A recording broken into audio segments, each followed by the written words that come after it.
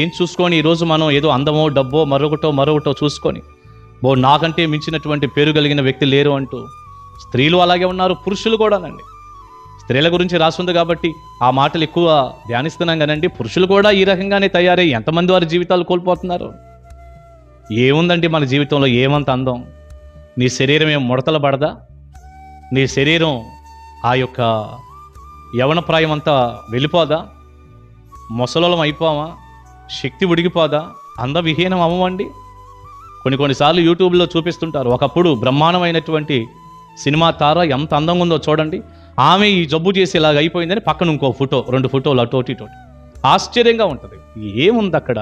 ఎంత ఉందండి. అందుకే బైబిల్ గ్రంథం ఏం చెప్పిందంటేనండి, దైవజనుడైనటువంటి పేతురు గారు రాసినటువంటి మొదటి పత్రిక కనుక మనం వెళ్తే ఏమంటున్నాడండి, సర్వశరీరులు గడ్డిని పోలినవారు, వారి అందమంతయు గడ్డి పువ్వులాగా ఉందంట. గడ్డి పువ్వు అంటే ఏముంది? ఉదయం కనపడితే సాయంత్రానికి అవుట్,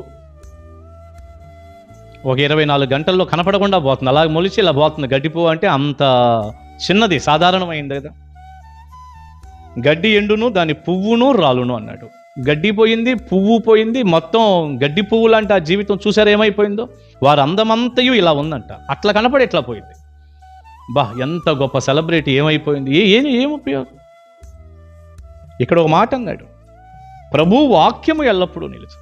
దేవుని వాక్యం నిలబడుతుంది.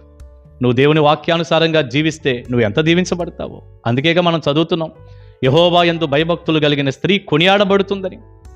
రే బిడ్డ, దయచేసి అశాశ్వతమైన ఈ లోకంలో డబ్బు చూసుకోనో, అందాన్ని చూసుకోనో, మనకొచ్చే లైకులు చూసుకోనో, మనకొచ్చే పేరు ప్రఖ్యాతలు చూసుకోనో నీ జీవితాన్ని పాడు చేసుకోవద్దని ఒక అన్నగా, ఒక దైవజనుడిగా, ఏమండి, నా వయసును బట్టి ఒకవేళ యవన బిడ్డలైతే ఒక తండ్రిలాగా చెప్తున్నాను.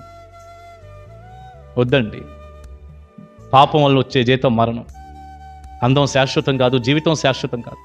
ఉన్న పాటున దేవునికి మీ హృదయాలు, మీ జీవితాలు ఇవ్వండి. యేసయ్యని నమ్ముకోండి. యవన ప్రాయంలోనే ప్రభువునందు విశ్వాసం ఉంచండి, రక్షింపబడండి. మీ జీవితాన్ని ప్రభువుకి ఇవ్వండి.